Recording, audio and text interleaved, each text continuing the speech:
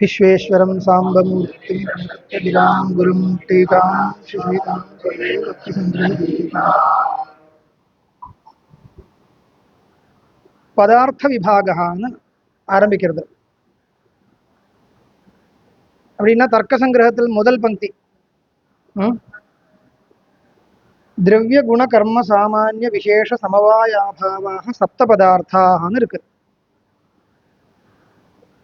இது இதுக்கு தான் உத்தேச கிரந்தம்னு சொல்றது. உத்தேச கிரந்த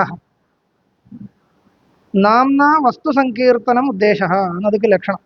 நாம்னா வஸ்து சங்கீர்த்தனம் உத்தேசா அப்படின்னா என்ன அர்த்தம்?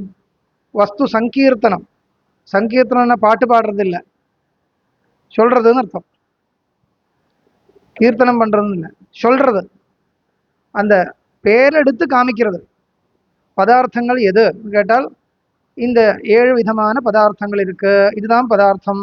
அப்படி திரவிய குண கர்ம சாமானிய விசேஷ சமவாயாபாவாக நிர்தேசம் பண்றது இல்லையா? நிர்தேசம் பண்றதுன்னு அந்த நிர்தேசம் என்ற அர்த்தத்தில் சங்கீர்த்தனம்னு வார்த்தை. அப்போ இருக்கிற பதார்த்தங்களே பேரெடுத்து காமிக்கிறது, அதுக்கு உத்தேசம்னு பேர். இப்போ இங்கே உத்தேசம் பண்ணியிருக்கார். திரவியம், குண, கர்ம,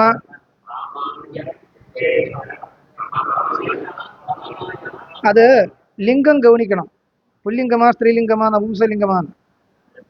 திரவியஞ்ச குணச்ச கர்மச்ச சாமான்யம் ச விசேஷச்ச அபவ சமவாயச்ச துவந்த சமாசம். திரவிய குண கர்ம சாமானிய விசேஷ சமவாய அபாவா. அது சாதாரணமா உங்களுக்கு தெரியும் இல்லையா? திரவியம், திரவியம் சொன்னா என்ன? ஒரு சப்ஸ்டன்ஸ் சொல்லலாம். சாதாரணமாக சொல்லும் பொழுது எல்லாத்துக்கும் எல்லா குணமும் கர்மாவும் பாக்கி எல்லா பதார்த்தங்களும் திரவியத்தில் தான் இருக்கு. எல்லா பதார்த்தங்களும் இருக்குன்னா அது ஒன்று தான், திரவியம் தான். திரவியத்தில் குணம் இருக்கு, கர்மா இருக்கு, சாமானியம் இருக்கு, விசேஷம் இருக்கு, எல்லாமே இருக்கு. சமவாயம், அபாவம். குணம் சொன்னா என்ன? ரூபரச கந்த ஸ்பர்ஷா. சாமானியமா சமாதானமா குணம் சொன்னா என்ன? அதனுடைய குவாலிட்டிஸ் சொல்லலாம். திரவியத்தில் இருக்கிற குவாலிட்டிஸ், அதனுடைய ஃபீச்சர்ஸ், அதுக்கு குணம்னு பேர். அது 24 விதமா சொல்லப்பட்டிருக்கு. அப்புறம் கர்மா, கிரியா, திரவியத்தில் இருக்கிற கிரியா. இப்போ ஒரு வடி எடுத்து அடிக்கிறதுன்னு சொன்னா அந்த அடிக்கிறதுன்ற கிரியை வடியில் இருக்கு. குணம் திரவியத்தில் இருக்கு, கிரிய திரவியத்தில் இருக்கு. இருக்குன்னு சொன்னா எந்த சம்பந்தத்தினால இருக்கு? சமவாய சம்பந்தம்னு ஒரு சம்பந்தம். திரவியத்துல குணம் இருக்குன்னா சமவாய சம்பந்தத்தினால இருக்கு. திரவியத்துல கிரியை இருக்குன்னா சமவாய சம்பந்தத்தினால இருக்கு. அப்ப சமவாயம் என்றது ஒரு சம்பந்தம், கான்டாக்ட் சொல்லலாம். அப்புறம் சாமானியம். சாமானியம் சொன்னா என்ன? ஜாதி. அப்படின்னா என்ன? ஸ்பெசிபிக் இல்லை, பொதுவா இருக்கக்கூடிய தன்மை. சாமானிய தர்மம், தர்மம்னா என்ன? அதுல இருக்கிற ஒரு தன்மை பொதுவா இருக்கிறது. எல்லா சர்வேஷு மனுஷ்யேஷு மனுஷ்யத்துவம் அஸ்தி, மனுஷ்யத்துவம் சாமானியம். சர்வேஷு கடேஷு கடத்துவம் அஸ்தி, சர்வேஷு கோஷு கோத்துவம் அஸ்தி. இதுதான் சாமானியம். அப்போ பொதுவா இருக்கிற தர்மம்னு அர்த்தம். அது எங்க இருக்கும்? திரவியத்திலையும் குணத்திலையும் கர்மத்திலையும் சாமானியம் இருக்கும். எந்த சம்பந்தத்தினால இருக்கும்? சமவாய சம்பந்தத்தினால இருக்கும். அப்போ சமவாய சம்பந்தம் கூட ஆச்சு இல்லையா? இன்னும் விசேஷம். விசேஷம்னா என்ன? ஸ்பெசிஃபிக்கா இருக்கிறதுன்னு தோன்றது. அந்த வார்த்தைக்கு அர்த்தம் அப்படிதான் தோன்றது. ஆனா அப்படி இல்லை, அது கொஞ்சம் டெக்னிக்கல் டேர்ம். அப்படின்னா அது அப்புறம் பார்க்கலாம். பரமாணுவில் மட்டும் இருக்கக்கூடிய ஒரு ஸ்பெஷாலிட்டி, பரமாணுவில் மட்டும் இருக்கக்கூடிய ஸ்பெஷாலிட்டி.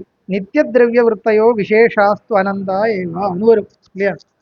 அப்போ இதை விசேஷம் சாமானியத்துக்கு ஆப்போசிட் விசேஷம் நினைக்க வேண்டாம். பொதுவாக இருக்கிறது சாமானியம், பொதுவாக இல்லாம ஒரு இடத்துல மட்டும்தான் இருக்கிறது விசேஷம்னு சொல்லிக்கலாம். ஆனால் அப்படி மனசுல வச்சுட்டா என்ன தப்பு வரும்னா, இப்போ மனுஷ்யத்துவம் சாமானியம்,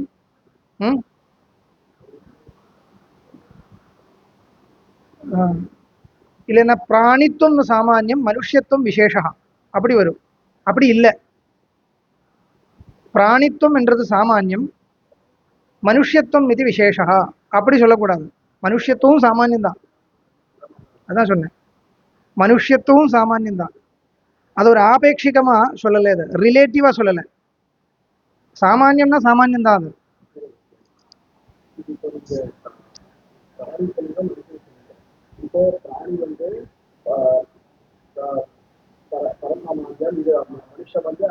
அப்படி சொல்லலாம். பிராணித்துவம் பரசாமானியம், மனுஷ்யத்துவம் அபரசாமானியம். பிராணித்துவம் எங்க இருக்கு? எல்லா பிராணியிலும் இருக்கு. மனுஷ்யத்துவம் மனுஷன்ல மட்டும்தான் இருக்கு. அப்ப அது அபரசாமானியம் பரசாமானியம். ஜாஸ்தி இடத்துல இருக்கக்கூடியது பரசாமானியம், கொஞ்சம் இடத்துல இருக்கிறது அபரசாமானியம். அப்படி நம்ம எல்லாமே ரெண்டும் சாமானியம் தான். திரவியத்துவம்ன்ற சாமானியம், கடத்துவம் அதுவும் சாமானியம் தான், அது விசேஷம் இல்லை. எப்படி சொல்லணும்? திரவியத்துவம் எல்லா திரவியத்திலையும் இருக்கு, அது பரசாமானியம். கடத்துவம் கடத்துல மட்டும்தான் இருக்கு, அது அபரசாமானியம். அப்படிதான் விவகாரம். அப்ப விசேஷம்னு சொல்லக்கூடியது இதுக்கு ஒன்றும் இல்லை, அது ஒரு தனி. அது பரமாணுவில் மட்டும் இருக்கக்கூடிய ஒரு தர்மத்தை விசேஷம்னு சொல்றது. சரியாச்சா? சாமானியம் விசேஷம் சமவாயம், ஏற்கனவே சொன்னேன். திரவியேஷு குணः समवाय संबंधेन भवति। द्रव्येषु क्रिया, क्रिया न कर्म, समवाय संबंधेन भवति। द्रव्येषु गुणेषु कर्मसु च सामान्यम् अस्ति, समवाय संबंधेन अस्ति। परमाणुषु विशेषः अस्ति, समवाय संबंधेन अस्ति। இப்போ இந்த வரைக்கும் சொன்ன எல்லா பதார்த்தங்களும் எங்கேயாவது இருக்குன்னு சொன்னால் அது சமவாய சம்பந்தத்தினால இருக்குன்னு அர்த்தம் சொல்லணும்.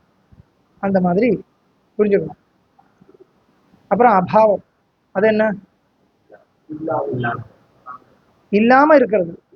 அத்திர கடோ நாஸ்தி, நாஸ்தின்னு சொன்னா அபாவம். அதுவும் ஒரு பதார்த்தமா ஒத்துன்னு இருக்கார். சரி, இப்படி 7 பதார்த்தங்கள்னு பொதுவா சொல்லலாம்.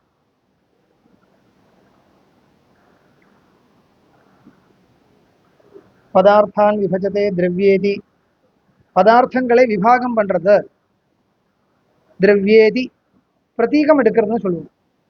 இப்போ இது எல்லா வியாக்கியானத்திலும் தெரியும் இல்லையா? நீங்க சம்ஸ்கிருத சாஸ்திர கிரந்தங்கள் எல்லாம், சாஸ்திர கிரந்தம் இல்லை காவியம் பார்த்தாலும் வியாக்கியானம் பண்ணும்பொழுது எப்படி பண்ணுவார்? ஒரு இப்படி பதார்த்தான் விபஜதே திரவியேதி, அது என்ன திரவியேதி? அதுக்கு என்ன பெயர் தெரியுமா? மங்களம் கரோதி, நிதாயேதி, மங்களம் ஆச்சரதி, நிதாயேதி, அப்படி போடுறா இல்லையா? இதுக்கு பிரதீக கிரகணம்னு பேர். பிரதீக கிரகணம். மூலத்தை வியாக்கியானம் பண்ணும் பொழுது எந்த பங்கிக்கு வியாக்கியானம் பண்றாரு இவர்னு காமிக்கணும் இல்லையா? அந்த பங்கியுடைய ஒரு ஸ்டார்டிங் வேர்டு எடுத்து காமிப்பார். அதுக்கு பிரதீக கிரகணம்னு பேர். நான் என்ன சொல்ல வந்தேன்? இது எல்லா வியாக்கியானத்திலையும் பார்க்க முடியும். அப்போ இது பழைய காலத்துல மேனுஸ்கிரிப்ட்ல தானே இருக்கும். அப்போ நமக்கு தெரியாது எந்த பங்கிக்கு இவர் வியாக்கியானம் பண்றாருன்னு தெரியாது.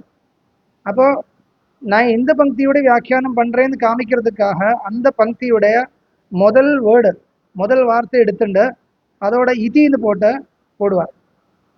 இதுக்கு பிரதீக கிரகணம்னு பேர். பதார்த்தான் விபஜதே திரவியேதி.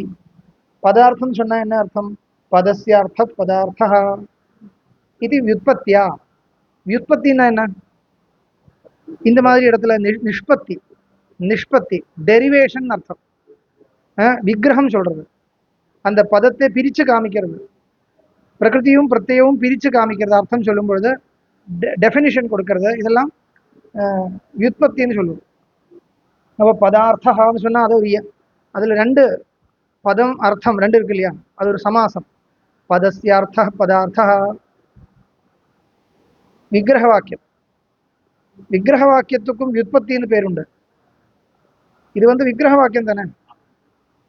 அந்த சமாசத்தினுடைய அர்த்தம் சொல்லக்கூடிய வாக்கியத்தை விக்கிரக வாக்கியம்னு சொல்லுவோம்.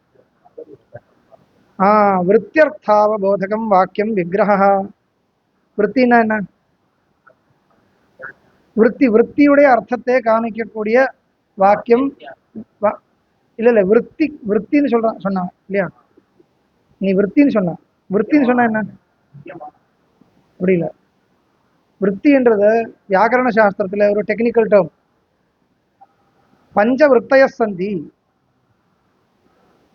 கிருத்விருத்தி, தத்தித விற்பி, சமாச விற்பி, சனாத்யந்த விற்பி, ஏகசேஷ விற்பி. இதுக்கு எல்லாமே அர்த்தம் சொல்லக்கூடிய வாக்கியம் விக்கிரக வாக்கியம். சமாசத்துக்கு மட்டும் இல்லை விக்கிரகம் சொன்னா. சில பேர் என்ன நினைச்சுட்டு இருக்கா, விக்கிரகம் சொன்னா சமாசத்துக்கு மட்டும்தான் விக்கிரகம் நினைச்சுட்டு இருக்கா. அப்படி இல்லை. இப்போ ஒரு கிருதந்த பதம், அதுக்கு சமாசம் இல்லை, ஆனா விக்கிரகம் சொல்றது. தத்திதாந்த பதம் பாருங்க, தாசரதின்னு இருக்கு. தாசரதி அது ஒரு தத்திதாந்த பதம், அபத்தியார்த்த தத்திதம். அதுக்கு என்ன வியுத்பத்தி? தசரதஸ்ய அபத்தியம் புமான் தாசரதி, இப்படி சொல்றது இல்லையா? அப்படி சொல்றதுக்கு விக்கிரக வாக்கியம்னு பேர். அப்ப இது வந்து சமாசத்துக்கு விக்கிரகம் இல்லை, இங்க தத்திதத்துக்கு விக்கிரகம், கிருத்துக்கு விக்கிரகம், இப்படி எல்லாம் வரும். அப்போ அதுக்கெல்லாம் வியுத்பத்தின்னு பேர். அதான் காமிக்கிறார். பதஸ்யார்த்த பதார்த்தா இது வியுத்பத்தியா அபிதேயத்துவம் பதார்த்த சாமானிய லட்சணம். லட்சணம் சொல்றார் இவர். ஏன் லட்சணம் சொல்றார்? இவர் மூலத்துக்கு வியாக்கியானம் தானே பண்றார். அப்போ லட்சணம் எதுக்கு சொல்லணும்? இப்போ மூலக்காரர் விபாகம் காமிக்கிறார், லட்சணம் காமிக்கலையே. வியாக்கியாக்காரர் லட்சணம் சொல்றார். எதுக்குன்னு கேட்டா ஒரு கேள்வி வரும், லட்சணம் சொல்லாம விபாகம் பண்ணக்கூடாது. தர்க்க சங்கிரகக்காரர் முதல் என்ன பண்ணார்? பதார்த்தாக சப்த, 7 பதார்த்தங்கள் இருக்கு சொல்றார். என்னப்பா பதார்த்தம்னு என்னன்னு கேட்டா அதை சொல்லலை. பதார்த்தம்னு என்னன்னு சொல்லலை. பதார்த்தம் சொன்னா என்ன அர்த்தம் சொல்லாமல் 7 விதமான பதார்த்தங்கள் உண்டுன்னு இருக்குன்னு சொல்றார் தர்க்க சங்கிரகக்காரர். அப்போ அது நம்மளே சேர்க்கணும். முதல் பதார்த்தம்னா என்னன்னு சொல்ல, அதுக்கப்புறம் தானே விபாகம். எப்பயும் அப்படிதான். இப்போ காவியம் 3 விதம் சொல்லணும்னா காவியம்னா என்னன்னு முதல் சொல்லணும். எல்லாமே அப்படிதான். இவர் வந்து எங்கேயும் லட்சணமே சொல்லலை ஆரம்பத்துல. பதார்த்தங்கள் 7ன்னு சொல்லி திரவியம்னா சொன்னா திரவியம்னா என்னன்னு சொல்லலை. திரவியாணி பிருத்திவியம் தேஜோ வாயு ஆகாச கால திகாத்ம மனாம்சி நவைவா. திரவியம் என்னன்னு சொல்லலை. இல்ல அது லோக பிரசித்தமா இருக்கு அதனால சொல்ல வேண்டாம் சொல்ல முடியுமா? இல்ல, இது ஒன்றும் டிரான்ஸ்லேஷனே பண்ண முடியாது. இப்போ இவன் சொன்னா இல்லையா, திரவியம் சொன்னா என்ன? சப்ஸ்டன்ஸ். ஆக்சுவலி இது டிரான்ஸ்லேஷன் பண்ணக்கூடாது. டிரான்ஸ்லேஷன்னா என்ன? ஒரு பாஷையில் இருக்கிற வார்த்தைக்கு இன்னொரு பாஷையில் பரியாயபதம் சொல்றது தானே டிரான்ஸ்லேஷன். இப்போ சப்ஸ்டன்ஸ்னு இங்கிலீஷ் வார்த்தை, திரவியம்னு சம்ஸ்கிருதம் பதம். இப்போ திரவியம் என்ற வார்த்தைக்கு இங்கிலீஷ்ல சப்ஸ்டன்ஸ் சொல்லலாம்னா அது சொல்லக்கூடாது. ஏன்னா இங்க வந்து திரவியம் அதுவே ஒரு டெக்னிக்கல் டேர்மா இருக்கு. டெக்னிக்கல் டேர்ம் எடுத்துட்டு டிரான்ஸ்லேஷன் பண்ண முடியாது. இப்போ இது என்னன்னு கேட்டால் புஸ்தகம். புஸ்தகத்துக்கு என்ன டிரான்ஸ்லேஷன்? புக் சொல்லலாம், தாராளமாக சொல்லலாம். ஏன் கேட்டா புஸ்தகம் என்ற வார்த்தைக்கு வாச்சியார்த்தம் இதுதான் இல்லையா? புஸ்தகம் சொன்னா இதுதான் புஸ்தகம். இந்த வஸ்து இங்கிலீஷ்காரர்கிட்டையும் இருக்கு இல்லையா? அப்ப அவ இந்த வஸ்துக்கு சொல்லக்கூடிய பெயர் என்ன? புக்னு பேர். அப்ப அந்த புக் என்ற வார்த்தை புஸ்தகம் என்றதுக்கு டிரான்ஸ்லேஷனா சொல்லலாம். இங்க வந்து திரவியம் சொன்னா நம்மளே அந்த திரவியன்ற வார்த்தைக்கு நவதிரவியானின்னு 9 பதார்த்தங்களை வச்சுட்டு திரவியம்னு வார்த்தை போட்டிருக்கு. ஆக்சுவலா திரவியம் சொன்னா என்ன, வாச்சியார்த்தம் என்ன அதுக்கு? திரவியம் சொன்னா என்ன லோகத்துல? இல்ல, திரவியம் சொன்னா சம்ஸ்கிருதத்துல என்ன தெரியுமா? காசுன்னு அர்த்தம். ஆமா, திரவியம் கிடைக்கலையான்னு கேட்பாங்க இல்லையா? திரவியன்ற வார்த்தைக்கு வாச்சியார்த்தம் காசு, காசுன்னு. ம் சொல்லலாம். இப்போ ஒரு பொருள், நீங்க சொல்ற மாதிரி அர்த்தத்துல ஒரு பொருள்னு சொல்லலாம். பொருள் சொன்னாலும் அப்படியே ஒரு கையில் எடுக்கக்கூடிய பொருள் இல்லையா? அதை வச்சுட்ட எப்படியாவது. இது டெக்னிக்கல் டேர்ம், பாரிபாஷிக சப்தா தான் சொல்லணும். பாரிபாஷிக சப்தா, பாரிபாஷிக சப்தங்கள், ஏகப்பட்ட பாரிபாஷிக சப்தங்கள் நம்ம சாஸ்திரத்தில் உபயோகப்படுத்துறது உண்டு. அந்த விஷயமே இன்னொரு இடத்துல பிரசித்தமா இல்லை. இப்ப நம்ம தர்மம் சொல்றது உண்டு இல்லையா? தர்மத்துக்கு என்ன டிரான்ஸ்லேஷன்? கிடையாது. ஏன்னா அந்த நம்ம நினைக்கக்கூடிய அந்த அர்த்தம் அந்த விதேசத்துல கிடையவே கிடையாது. ஆத்மான்னு இருக்கு இல்லையா? ஆத்மா, இதுக்கு போய் ஸ்பிரிட்னு டிரான்ஸ்லேஷன் பண்ணக்கூடாது. என்ன தெரியுமா? ஸ்பிரிட்னு சொன்னால் ஆவின்னு அர்த்தம். அவா பட்சத்துல, விதேசத்துல பிரேதாத்மான்னு அர்த்தம். பிரேதாத்மாவுக்கு மட்டும்தான் ஸ்பிரிட்னு சொல்லுவாங்க. டிரான்ஸ்லேஷன் பண்ண கூட முடியாது. இந்த வஸ்து அங்க விவகாரத்தில் இருந்தா தானே அவள்கிட்ட பதம் இருக்கும். அவ இந்த வஸ்துவே தெரியாது அவனுக்கு, அப்ப எப்படி அவளுக்கு விவகாரம் இருக்கும்? இப்ப யாகம்னு இருக்கு சம்ஸ்கிருதத்துல, இதுக்கு என்ன இங்கிலீஷ்ல என்ன டிரான்ஸ்லேஷன்? ஏதோ சொல்லுவாங்க, ஏதோ சொல்லுவாங்க, சொல்லக்கூடாது ஆக்சுவலி. ஏன்னா யாகம் இங்கிலீஷ்காரர்கிட்ட இருக்கா? கிடையாது இல்லையா? சாக்ரிஃபைஸ் சொல்லுவாங்க. அது எப்படின்னா தியாகம்னு அர்த்தம் எடுத்துண்ட, யாகம் சொன்னா தியாகம் அர்த்தம் தானே, அதை எடுத்துட்டு தியாகத்துக்கு என்ன இங்கிலீஷ் பார்த்துட்டு சாக்ரிஃபைஸ் சொல்லுவாங்க.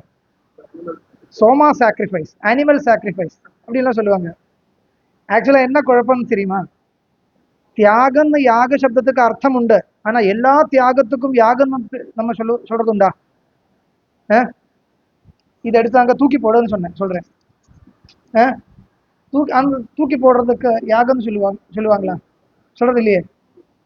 அப்ப யாகம் என்ற வார்த்தைக்கு வாச்சியார்த்தம் சாக்ரிஃபைஸா இருந்தாலும் யாகம் சொன்ன என்ன, சாக்ரிஃபைஸ் டிரான்ஸ்லேஷன் பண்ண முடியாது. இப்படி பார்த்தால் பல இடத்திலும் குழப்பம் தான், அது டிரான்ஸ்லேஷனே பண்ண முடியாது. அது சம்ஸ்கிருதத்தினுடைய மகாத்மியத்தினாலே ஒன்றும் சொல்லலைன்னா, இந்த மாதிரி இந்த குழப்பம் அங்க இருந்து இங்க இப்படி இங்க டிரான்ஸ்லேஷன் பண்ணும்போதும் கஷ்டம் இருக்கு. இங்கிலீஷ்ல இப்போ அவ சயின்ஸ்ல இருக்கிற எனர்ஜின்னு இருக்கு, அதுக்கு இங்க வந்து டிரான்ஸ்லேஷன் கிடையாது. கிடையாதுன்னா ஓரளவுக்கு தான். சம்ஸ்கிருதத்துக்கு அவ்வளவு சாமர்த்தியம் இருக்கிறதுனால ஒருவேளை பண்ண முடியும், புது புது வேர்ட்ஸ் எல்லாம் கிரியேட் பண்ண முடியும். புது நம்மளே நினைச்சுட்டு பிரகிருதி பிரத்யங்கள் எடுத்துட்டு புது வேர்ட்ஸ் எல்லாம் கிரியேட் பண்ண முடியும். அதனால ஓரளவுக்கு பண்ணலாம். சரி, இருக்கட்டும். இப்போ நான் எல்லாம் என்ன சொல்றேன் வர்றேன்னா, திரவியம் ஒரு திரவியானின்னு சொல்றான் இல்லையா இவர்? திரவியங்கள் எதெல்லாம், என்னென்ன திரவியங்கள்? திரவியம் சொன்னா உங்களுக்கு மனசுல என்ன வருது? சாதாரணமா காசு விட்டுருங்க, சாதாரணமா நம்ம மனசுல என்ன வருது? இப்படியே கையால் எடுக்கக்கூடிய ஒரு பொருள் நீங்க சொல்றீங்க, பொருள் நான் அப்படியே கையால் எடுக்கக்கூடிய அந்த மாதிரி ஒரு, இப்படி கையால் எடுக்க முடியும், இதுதான் திரவியம். அந்த மாதிரி ஒரு ஃபீல் மனசுல வரும் இல்லையா? வரும் இல்லையா? அதுதான் ஆக்சுவலா அதுக்கு வாச்சியார்த்தம். ஆனா அந்த வாச்சியார்த்தத்தை வச்சுட்டு இவர் திரவியம் சொல்றாரா? இல்ல. வாயு இருக்கு, ஆகாசம் இருக்கு, ஆத்மா இருக்கு, காலம் இருக்கு. காலம், திக்கு, இதெல்லாம் திரவியத்துல போட்டிருக்காரு. அப்ப இதெல்லாம் சேர்த்துட்டு தான் இவர் திரவியம் சொல்றார். இதனால என்ன தெரிகிறது? திரவியம் என்ற வார்த்தைக்கு நமக்கு மனசுல வரக்கூடிய அந்த வாச்சியார்த்தம் இவர் மனசுல வைக்கவே இல்லை, டெக்னிக்கலா யூஸ் பண்ணியிருக்கார். இன்னும் வந்து பக்ஷம், சாத்தியம், கேது, அனுமானம். அனுமானம் ஓரளவுக்கு நமக்கு அனுமானம் பண்றேன், தமிழ்ல இருக்கிற வார்த்தைக்கு அப்படிதான் அர்த்தம் நினைக்கிறோம். ஆனா அதுவும் இல்லை. ஏன்னா நமக்கு தமிழ்ல உங்களுக்கு கண்டிப்பா அது தெரிஞ்சு சொல்ல முடியுமா? இல்லை, நான் சும்மா அனுமானம் பண்றேன்னு அப்படித்தானே சொல்லுவாங்க. இதனால என்ன தெரியுது? எனக்கு ஒன்றும் திருடமா நிச்சயம் கிடையாது, இப்படி கொஞ்சம் ஒரு எப்படியாவது யோசிக்கிறேன், அவ்வளவுதான். ப்ரூஃப் ஒன்றும் இல்லை, எனக்கு கையில் ப்ரூஃப் கிடையாது, சும்மா அப்படியே யோசிக்கிறேன் இந்த அர்த்தத்தில் அனுமானம் சொல்றது. இது அப்படி இல்லை. இது கன்ஃபர்மேஷன் இருக்கிற இடத்துல தான் அனுமானம். கன்ஃபர்மேஷன் இருக்கிற இடத்துல தான் அனுமானம்னு வார்த்தை உபயோகப்படுத்துறது. நம்ம வந்து சாதாரணமாக யூஸ் பண்ணும்பொழுது கன்ஃபர்மேஷன் இல்லாத இடத்துல சும்மா கெஸ் பண்ணுறேன் அப்படி கெஸ் பண்ணுறியா, நீயே கெஸ் பண்ணுறியா அப்படிதான் கேட்பான். ஆமாம் அவ்வளோதான், இன்னும் ப்ரூஃப் ஒன்றும் கிடைக்கல, சும்மா இப்படி கெஸ் பண்ணுறேன். அந்த அர்த்தத்தில் அனுமானம் சொல்லுவாங்க. அந்த அர்த்தத்தில் இல்லை இது யூசேஜ். அதனால நம்ம ரொம்ப கவனிக்கணும். சாஸ்திரத்தில் இருக்கிற பதங்கள் படிக்கும் பொழுது அவ எந்த அர்த்தத்தில் அந்த வார்த்தையை யூஸ் பண்றார் என்றது ரொம்ப கவனிக்கணும். இல்லைன்னா எல்லாமே விபரீத அர்த்தம் தான் வரும். இங்கேயே பாருங்க, பதார்த்தம்னு சொல்றது. பதார்த்தம்னு சொன்னாலும் நமக்கு ஏதோ ஒரு கையில் எடுக்கிற மாதிரி ஒரு பொருள் தான் ஞாபகம், அப்படிதான் மனசுல வரும். ஆத்மா ஒரு பதார்த்தம், அது மனசுல வராது. என்ன சொல்றது, ஒரு கான்கிரீட்டா இருக்கக்கூடிய ஒரு கனீபூதமா இருக்கக்கூடிய ஒரு வஸ்துவை தான் பதார்த்தம் சொன்ன மனசில் வரும். ஆனா அது வச்சுட்டு இவர் சொல்லலை. பதசிய அர்த்தா பதார்த்தா, அவ்வளவுதான். ஒரு வார்த்தைக்கு அர்த்தமா இருக்குன்னா அது பதார்த்தம் தான். ஒரு வார்த்தையினால எது சொல்ல முடியுமோ அது எல்லாமே பதார்த்தம். ஒரு வார்த்தையினால சொல்ல முடியாதுன்னா பதார்த்தம் இல்லை. அப்ப அது வச்சுட்டு பதார்த்தத்துக்கு லட்சணம் சொல்லணும். முதல் பதார்த்தம்னு என்ன, நம்ம நீங்க நினைக்கிற மாதிரி இல்லை. அது வந்து ஒரு டெக்னிக்கல் டேர்மா யூஸ் பண்ணியிருக்கார். என்ன அர்த்தம்னு கேட்டால் பதஸ்யார்த்த பதார்த்தா, அதுல இருந்து லட்சணம் கண்டுபிடிக்கணும். லட்சணம் ஏன் சொல்லணும், அதுக்கு தான் வந்தேன். லட்சணம் சொல்லாமல் விபாகம் பண்ணக்கூடாது.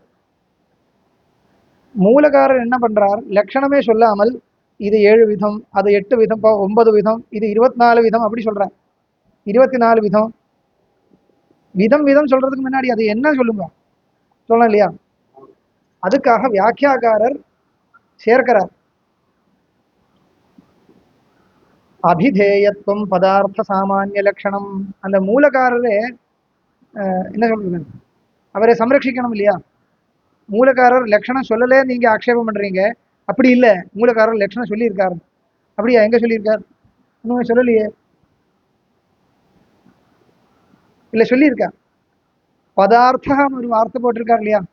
அதுல இருந்து லட்சணம் தெரியறது. திரவிய குணகர்ம சாமானிய விசேஷ சமவாயா பாவாக சப்த பதார்த்தாக. பதார்த்தாக ஒரு வார்த்தை இருக்கு இல்லையா, அதுல இருந்து லட்சணம் கிடைக்கிறது. எப்படி கிடைக்கிறதுன்னு கேட்டா, பதஸ்ய அர்த்த பதார்த்தா விக்கிரகம் பண்ணுங்கோ. பதத்தினுடைய அர்த்தம் ஏதோ அதுதான் பதார்த்தம், இதுதான் லட்சணம். இதுல இருந்து என்ன லட்சணம் கிடைச்சது? அபிதேயத்துவம் பதார்த்த சாமானிய லட்சணம். அபிதேயத்துவம் பதார்த்த சாமானிய லட்சணம். எது வந்து அபிதேயமா இருக்கும். அபிதேயம் சொன்னா என்ன, தெரியப்படுறது இல்லை, அறியப்படுறதும் இல்லை, பதத்தினால சொல்லப்படுறதுன்னு அர்த்தம். அபிதேயம் சொன்னால் அபிதா வியாபாரம், ஒரு வியாபாரம் இருக்கு. அபிதா வியாபாரம் சொன்னால் ஒரு பதம் ஒரு அர்த்தத்தை கொடுக்கறதுன்னு சொன்னால் அதுக்கு நடுவில் இருக்கிற ஒரு ஒரு ஒரு என்ன சொல்றது, ப்ராசஸ், விற்பி. பதத்தினுடைய ஒரு பதங்களுக்கு வாச்சியார்த்தம், லட்சியார்த்தம் அப்படியெல்லாம் வரும் இல்லையா? பிரைமரி மீனிங், செகண்டரி மீனிங் இப்படியெல்லாம் சொல்லுவாங்க. எல்லா வார்த்தைக்கும் இருக்கு இல்லையா? ஒரு பார்த்த முக்கியார்த்தம் இருக்கு, சில சமயத்தில் அந்த முக்கியார்த்தம் எடுக்க முடியாது, வராதா? சம்ஸ்கிருதத்துக்கு மட்டும் இல்லைப்பா, எல்லா பாஷையிலும் இருக்கு.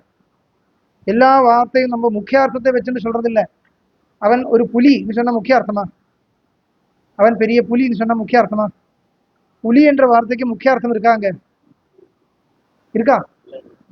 இல்ல, புலி மாதிரி தானே அர்த்தம்.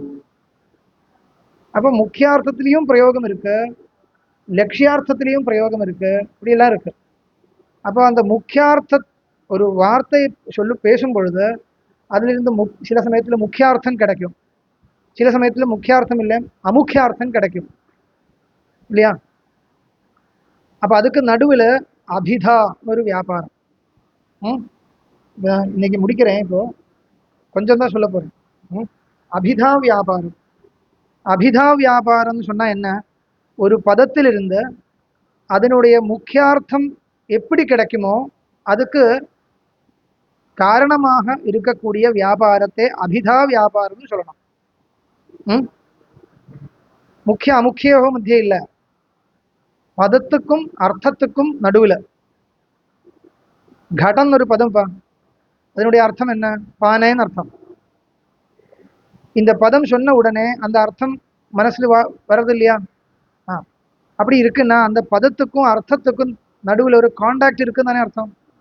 கடம் என்ற வார்த்தைக்கும் பதம் வேற, அர்த்தம் வேற இல்லையா? கடம் என்றது பதம், அதுதான் பதம். அதனுடைய அர்த்தம் என்ன? பானை, அதுதான் அர்த்தம்.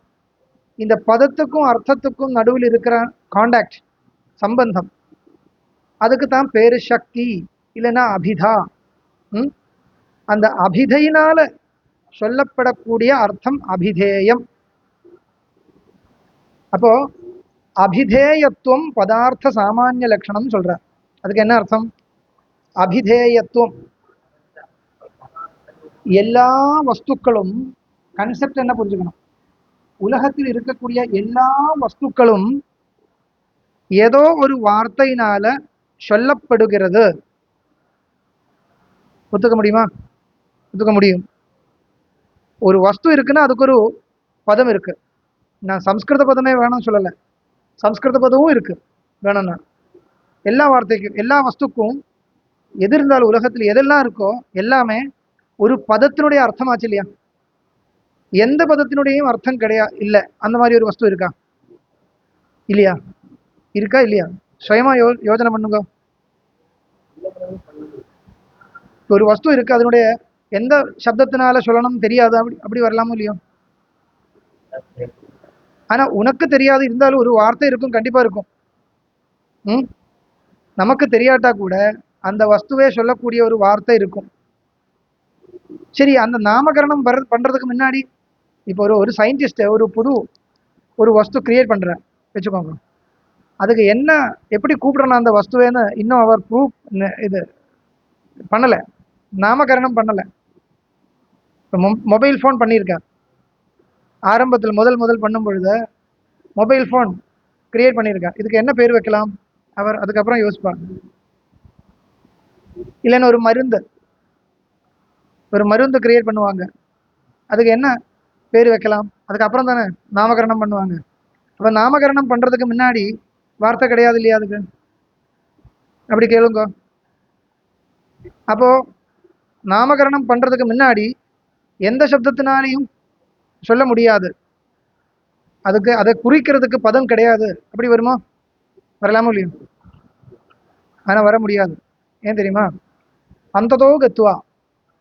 நான் ஒரு பதம் சொல்கிறேன், சர்வம். சர்வம் ஒரு பதம் இருக்கு இல்லையா? சர்வம் சர்வே சர்வாணி, சர்வம் ஒரு பதம் இருக்கு இல்லையா? அஸ்ய பதஸ்ய அர்த்தோ நபவதி இது கிமபி அஸ்திவா? இந்த பதத்தினால சொல்ல முடியாத ஒரு பொருள் இருக்கா உலகத்துல? சர்வம் ஒரு வார்த்தை சொல்றேன், சர்வஸ்யாபி பதார்த்தஸ்ய சர்வசப்தேன வக்தும் சக்கியத்வா. ஸ்பெசிஃபிக்கா சொல்ல முடியாது, ஸ்பெசிஃபிக்கா சொல்லணும்னா சொல்ல முடியாது, வேண்டாம் அது நான் கேட்கல. சர்வம் இது சப்தேன வக்தும் சக்கியதேவா நவா? போறோம். லாஜிக்கலி கரெக்டா இருக்கணும் நம்ம சொல்றதால தான். நான் என்ன சொன்னேன்? அபிதேயத்துவம் பதார்த்த சாமானிய லட்சணம். सर्वोपि पदार्थः केनचित् शब्देन अभिधीयते, तस्मात् सर्वेषु पदार्थेषु अभिधेयत्वम् अस्ति. कथम्? अन्ततो गत्वा सर्वशब्द अभिधेयत्वम् अस्ति. அதனால அபிதேயத்துவம் பதார்த்த சாமானிய லட்சணம் இது. இன்னைக்கு முடிக்கிறேன், இவ்வளவுதான்.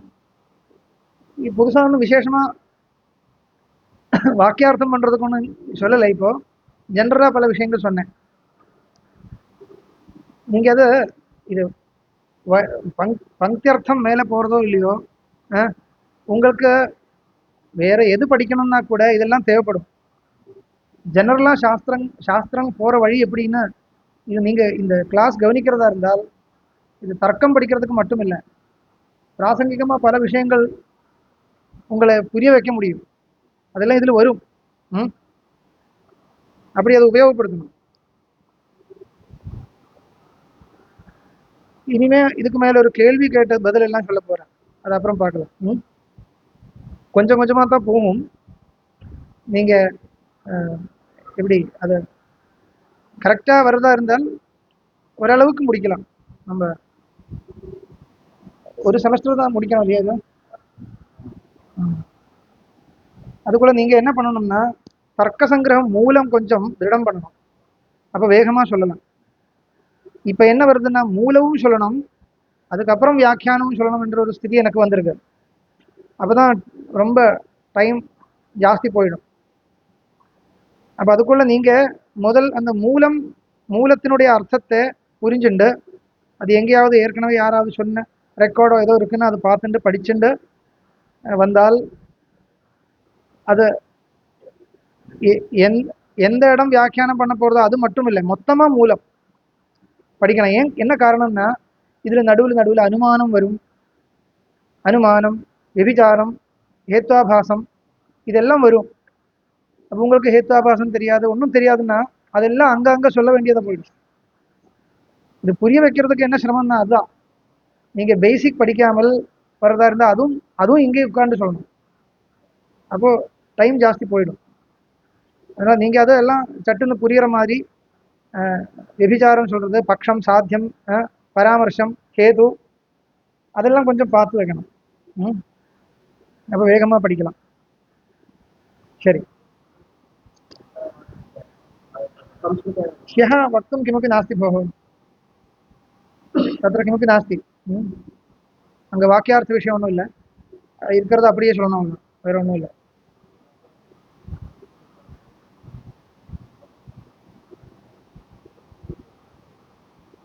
விஸ்வேஸ்வரம் சாந்தம்